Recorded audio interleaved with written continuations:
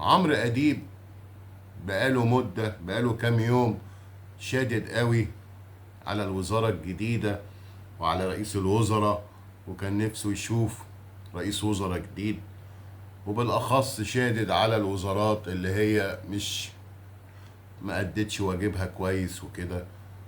وزعلان قوي من قطع الكهرباء في الآونة الأخيرة يعني. طبعا قطع الكهرباء ده في عز الحر والنار، وفرن البيتزا اللي احنا فيه عامل مشاكل كتيرة يا عيني، في الأسانسيرات وفي الناس اللي عندها القلب والضغط والمستشفيات. يعني ربنا يستر بقى في قطع الكهرباء. فعمرو أديب معرفش هو واخد حبوب الشجاعة ولا ايه، وقاعد يقول كان نفسنا نشوف رئيس وزراء جديد. وطبعا وزراء جديد هيجوا، بس يعني بيقول بيتحفظ على شخصية رئيس الوزراء. بيقول طيب ما كان في أزمات كتير قبل كده وهو كان موجود، ايه اللي هيقدر يقدمه جديد للبلد دكتور مصطفى مدبولي.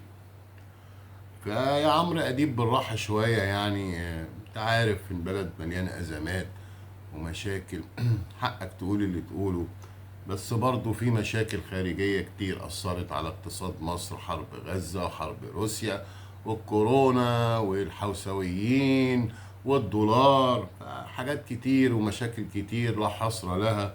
ربنا يكون في عون مصر ويعديها على خير. طبعا احنا عندنا مشكلة كبيرة في الكهرباء، والناس كلها بتسأل فلوس راس الحكمة جت، طب ليه ما فيش ال 300 مليون دولار بتوع كل شهر دول، فرق آه، تخفيض الأحمال.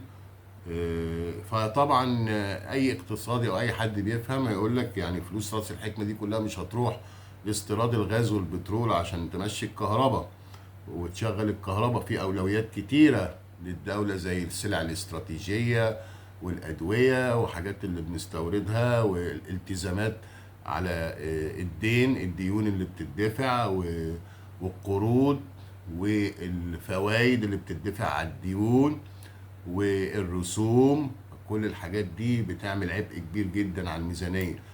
فمش سهل خالص انك توفر 300 مليون دولار دي شهريا عشان الاحمال وعشان الكهرباء والموضوع ده.